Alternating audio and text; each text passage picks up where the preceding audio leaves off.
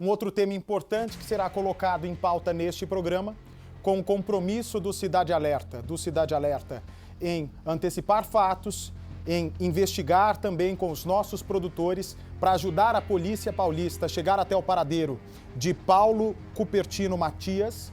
Nesse momento eu informo ao Brasil que um pouco antes de começar o nosso Cidade Alerta, eu consegui um contato pela primeira vez com um homem que foi procurado, um profissional, inclusive me atendeu com muita educação, né? Uma pessoa muito, pelo jeito, muito centrada. Esse profissional que me atendeu seria a primeira pessoa que o Paulo procurou depois do assassinato, seria um advogado. Esse advogado não chegou a ser constituído pelo Paulo Cupertino Matias, não chegou.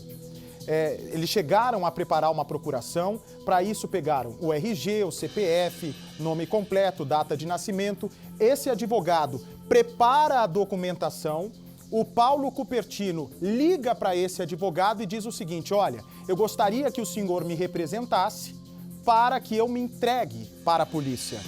Muito bem, o advogado obviamente concordou com aquela atitude, até porque não tem mais como Paulo fugir, não tem mais para onde ele fugir, afinal de contas está cercado, é questão de pouco tempo, segundo a Polícia de São Paulo, a prisão acontecer, e eu quero avisar ao Brasil que pela primeira vez eu vou trazer à tona o que foi dito por este homem que chegou a ser procurado pelo assassino, mas que não foi colocada a assinatura no papel, oficializando ele como seu representante legal.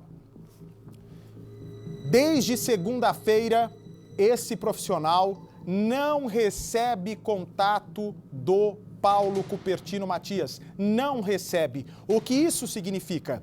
Na segunda-feira, quando houve uma procura por parte do assassino ao advogado, para que ele intermediasse com os policiais a entrega, esse advogado, no seu exercício de função, liga para o delegado do caso e diz: eu estou em contato com o Paulo Cupertino Matias e ele vai se entregar.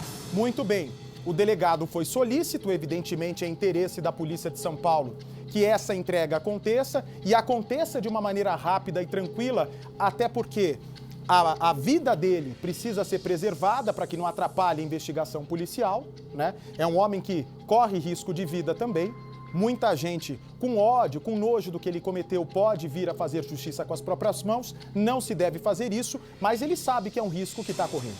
Ele está correndo de gente que quer fazer justiça com as próprias mãos e da própria polícia. Pois bem, eu perguntei para esse advogado, que não foi constituído por ele, mas que tinha informações. Nessa minha conversa com ele, nesse meu contato breve com ele, foram 4 minutos de conversa, eu consegui extrair algumas informações pertinentes que serão esclarecidas agora ao povo brasileiro que está chegando no nosso Cidade Alerta e que tem tido comigo desde domingo à noite no meu Instagram, a informação em primeira mão da morte, em primeira mão eu divulguei a foto do assassino, a conversa que tive com a Isabela, mas agora nós vamos passar, Percival, pela primeira vez, a percepção de quem conversou com o assassino, correto?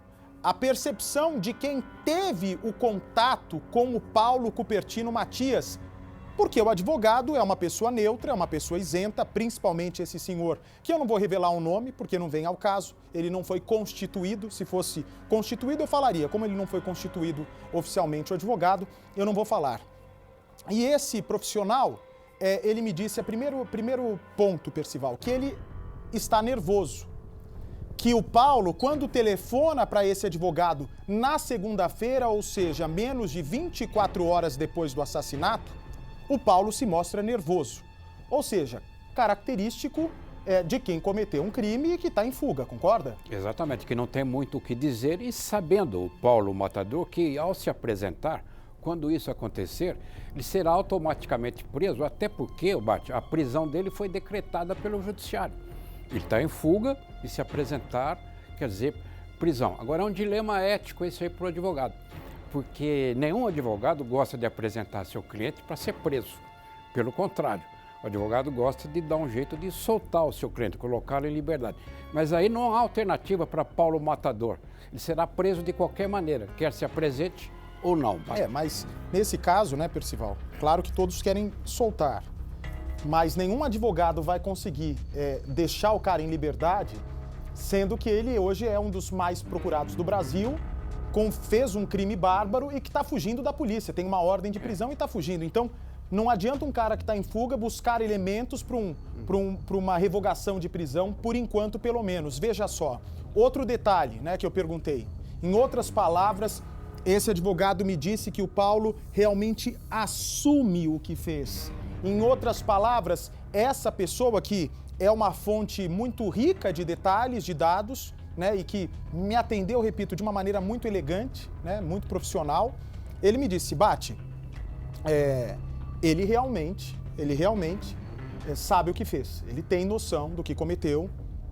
Então, pelo que eu entendi dessa conversa, não corre o risco, Percival, pelo menos até agora, às 4h40, do Paulo Cupertino aparecer e falar para o delegado que não foi ele.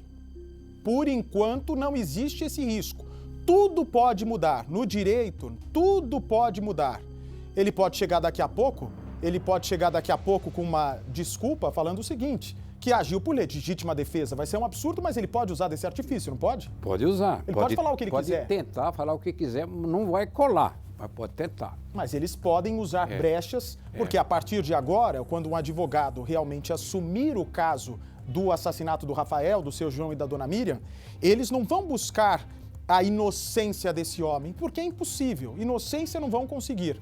Eles vão tentar buscar brechas para minimizar o impacto da punição do assassino. Por exemplo, o que é muito comum de acontecer nessa área, vão tentar desqualificar de tudo quanto é jeito a dona Miriam.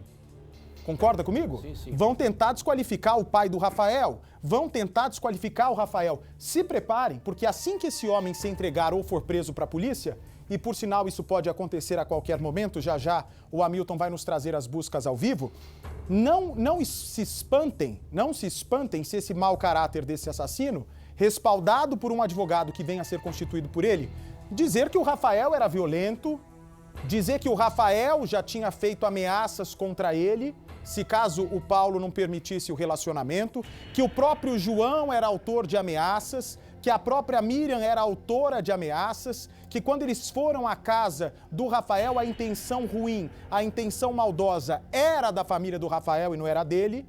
É bem típico de assassino fazer isso. Tentar apodrecer as vítimas, colocar as vítimas no lixo, deixá-las como desqualificados, para que na hora do tribunal do júri a pena não seja tão rigorosa. Agora, a cena inicial, quer dizer, quando o Paulo Matador chega lá, os primeiros momentos do cenário do crime são terríveis, não há advogado que consiga mudar.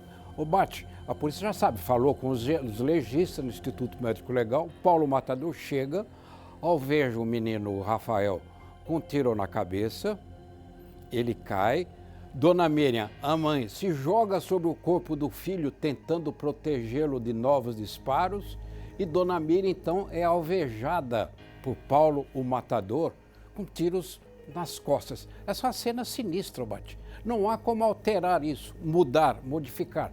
Tentar isso é uma missão absolutamente impossível. Mas o papel aceita tudo, ele pode vir a falar o que quiser, não é isso? Mas no ML não tem como fugir tem como dos... É o que eu disse, mas ele mesmo assim pode falar o que quiser. Se o juiz vai aceitar, é outra história, né? E outra coisa, o que mais me chama a atenção, você enxerga ali a frasezinha, Percy? Consegue ler ali? Ele está nervoso. Ele está nervoso, confessa e se arrepende, diz o advogado de Paulo. Se arrepende. Se arrepende, ele premedita tudo e se arrepende. Aí que está. Eu perguntei isso, você é esperto. Não. Você é esperto, hein? Não, aliás, Bate, a palavra arrependimento, a gente sempre vive falando isso, cara. Arrependimento pela lei tem que ter eficácia. Ou seja, tem que ser eficaz. Você tem arrependido com eficácia, você se arrepende a tempo de não praticar o crime. Quando eu pergunto para esse advogado, que eu não vou revelar o nome, né? Porque foi tão gentil, e não é advogado constituído, por isso que eu não estou falando o nome dele. Mas quando eu pergunto do arrependimento, ele confirma que sim, que ele se mostra arrependido. Não quer dizer necessariamente que tudo isso seja verdade. Isso que me falou foi a única pessoa, uma das poucas pessoas que tiveram contato direto com o assassino. Quando eu pergunto para ele se ele se arrepende, ele diz que o Paulo parece estar arrependido sim. Aí eu faço exatamente a pergunta que você acabou de me fazer. Ele premedita? Não foi isso que você me perguntou agora? Premeditou. O que significa premeditou? Ele foi, naquele exato momento, preparado para matar o Rafael? O assassino estava pronto para atirar no seu João? O assassino estava pronto para atirar na dona Miriam? Ou seja, ele já fez tudo isso de caso pensado? Ele já estava na cabeça para acabar com a vida dessa família? Ele sabia que naquele domingo a família chegaria lá e seria exterminada por ele? Essa é a pergunta que eu fiz. Qual você acha que é a resposta que eu tive? A resposta é que ele se arrependeu. Acontece que ele tinha 2 armas. Mas não, tô perguntando se você acha que ele premeditou ou não. Claro que premeditou. Essa é a sua opinião. Claro, tenho certeza absoluta. Só conto depois do intervalo para você deixar de ser curioso. Muito bem, já estamos de volta ao vivo para todo o Brasil. Como eu havia dito no bloco anterior, já. Olha, fiquei chateado, viu? Chateado hoje. Muito chateado hoje. Pode pôr as fotos aqui, por favor, no caso. Estou muito chateado hoje. Chateado? Muito triste. Por quê? Porque o nosso produtor, pedi para o nosso produtor encontrar a esposa do assassino, né, o filho do assassino. Me xingaram tanto. Me xingaram muito. Quem xingou? A esposa e o filho do assassino. Xinga. A família oficial, assim, né, registrada, né? Sim. Me xingaram muito. Fiquei triste. Quer dizer, preferem Minha mãe é tão boazinha. Preferem a solidariedade ao criminoso, é isso? Pelo jeito, sim. É Diz que eu tô mentindo. É a questão de escolha. Não, eles disseram que eu sou mentiroso. É mentiroso. Pelo jeito, eles estão querendo dizer que o Paulo é boa pessoa, que o assassino é boa pessoa. Não, ele é um anjinho. Eu ia falar, leva ele pra casa, né? Mas se levarem ele pra casa, podem ser presos também por dar cobertura à fuga. Mas eu fiquei triste, eu tô triste. Hoje eu tô triste, eu chorei até. Antes de começar o programa. Fui lá com a Mariana, com o Renato Coimbra na ilha de edição, ver o que estavam me xingando ali. Nossa, xingaram tanto, Percival. Nome que eu nem sabia que existia. O nosso papel aqui é defender o fraco contra o mais forte. Então podem criticar à vontade, você pode ficar tranquilo com a sua consciência que você está corretíssimo. Mas me xingaram. Não deixa eles xingarem. Então tá. Bom, eu no bloco anterior, daqui a pouco vocês vão ver, a gente localizou com exclusividade a casa onde o Paulo vivia com a esposa, que hoje diz que não é mais esposa. Agora ninguém quer o homem, né? Ninguém quer mais o homem. Ninguém... O filho deve dizer também, se bobear, não sei, que não é filho. A esposa já disse que não é mais esposa. Diz que tá muito mal. Mas me xingou tanto.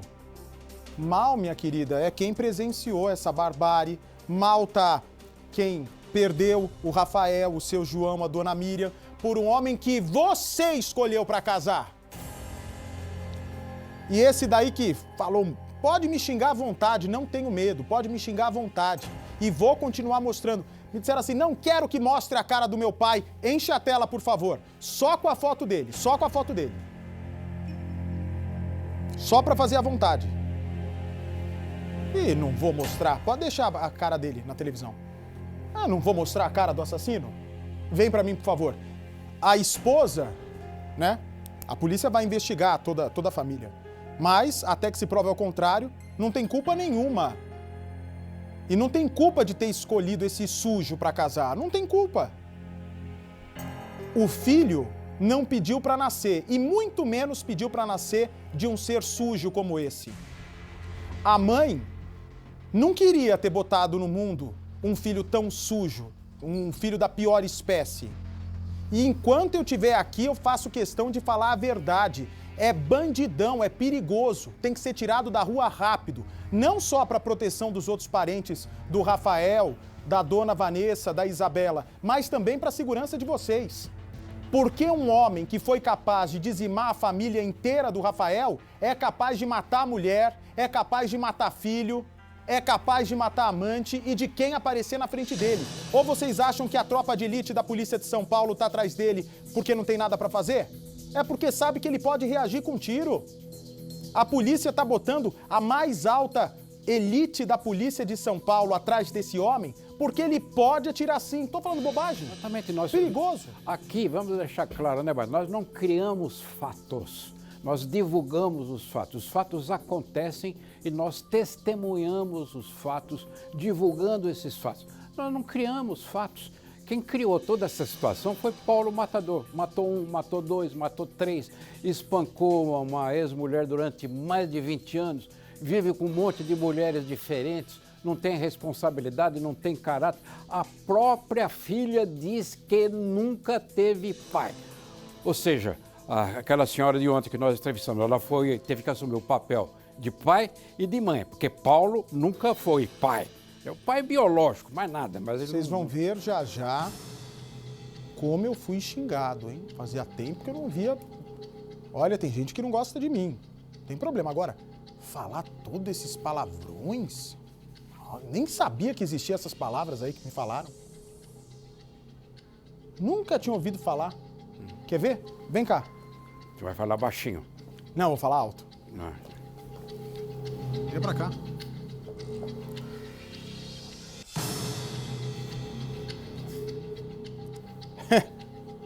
Você achou feia a palavra? Não, ignore. Ignore isso ignore. Ignore. Isso é linguagem chula, tosca. Minha mãe é boazinha. Conhece minha mãe? Conheceu? Claro que eu conheço. É boazinha, não é nada disso. Claro. Bom, antes do intervalo, eu estava dizendo para vocês, né? Estava dizendo a vocês que nós conseguimos localizar com exclusividade a esposa verdadeira desse monstro. Nós conseguimos localizar com exclusividade o homem que foi procurado pelo Paulo horas depois do assassinato, que é um homem que é advogado e que iria representar o Paulo, né, nesse processo, ia inclusive intermediar a entrega do assassino até o delegado aqui de São Paulo. O Paulo entra em contato na segunda-feira e depois não dá mais sinal de vida. O que pode significar que o Paulo está morto? Não sei. Ele parou de mandar mensagem por quê? Estava falando direto com o advogado, desde segunda não dá mais sinal de vida, por qual razão? Deve estar morto. Ou então, está numa fuga desesperada e desistiu de se entregar. Possível também. Quando eu disse para o Percival, não é? E essas são informações inéditas para o Brasil. Aqui nós temos compromisso com a verdade, viu o sujeito filho do assassino? Viu a esposa do assassino? Vocês não têm nada a ver, mas também nada justifica xingar desse jeito, tratar a Capitão Nascimento desse jeito. Capitão Nascimento é um doce de menina. Dá essa imagem frisada dela na porta da casa do assassino, olha lá. Olha, Capitão Nascimento me ligou hoje de manhã e falou, Bate, nunca ouvi tanto nome feio, te odeiam. Eu falei, não tem problema, pode entrar na fila. Vem para mim, por favor. Pois bem, e como eu havia dito para vocês, daqui a pouco eu vou trazer essa pequena conversa de 4 minutos que eu tive com o advogado que foi procurado na segunda-feira pelo assassino, que diz que o Paulo está nervoso, já discutimos sobre isso, também não teria como ser diferente, que ele confessa o que fez. Me xingaram tanto... Me xingaram tanto. Isso. Eu chorei até.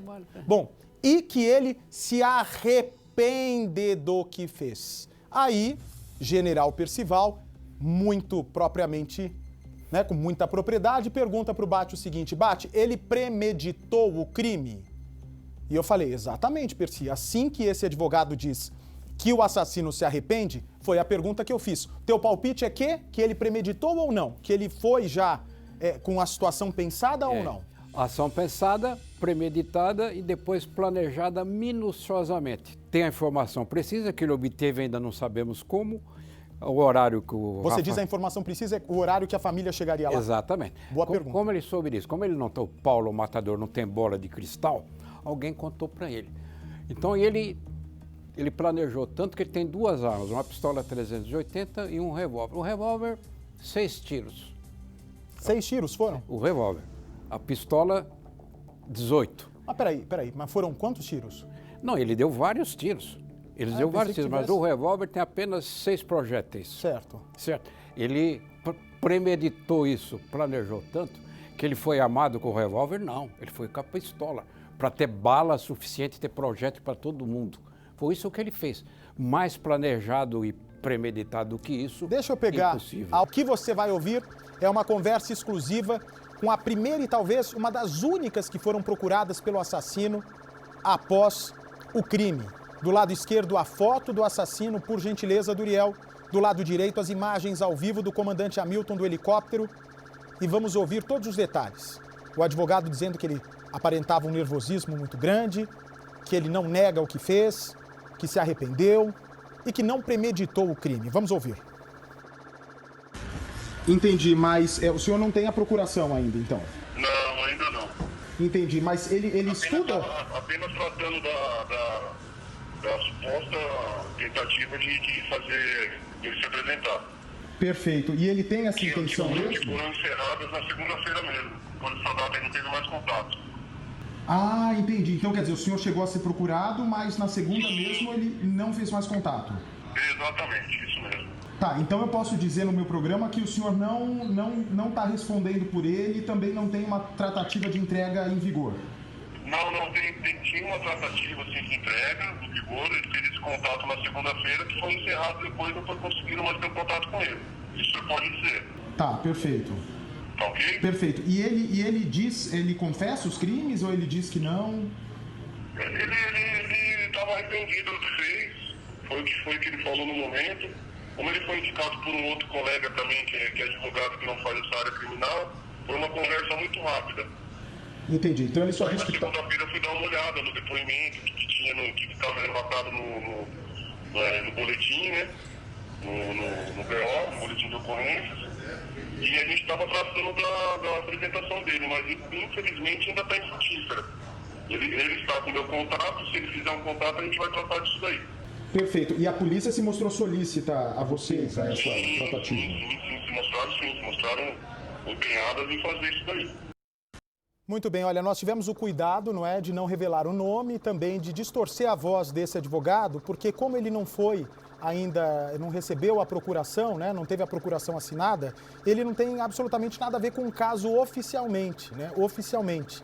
Mas, como fez contato com o delegado, ele ganha propriedade para dizer tudo isso que você acaba de ouvir na entrevista e que está sendo divulgado em primeira mão por este programa, né? O nervosismo, que ele realmente, o assassino não nega o que cometeu, que se arrepende. Duvido, né? Você acredita no arrependimento desse assassino? Não. Se ele tivesse arrependido mesmo, como eu já disse, arrependimento tem que ser eficaz. O arrependido, o que ele faz imediatamente? Se entrega.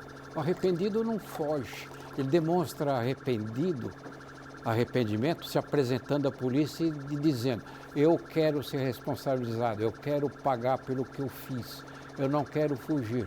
Agora, arrependido fugitivo não existe, Bate.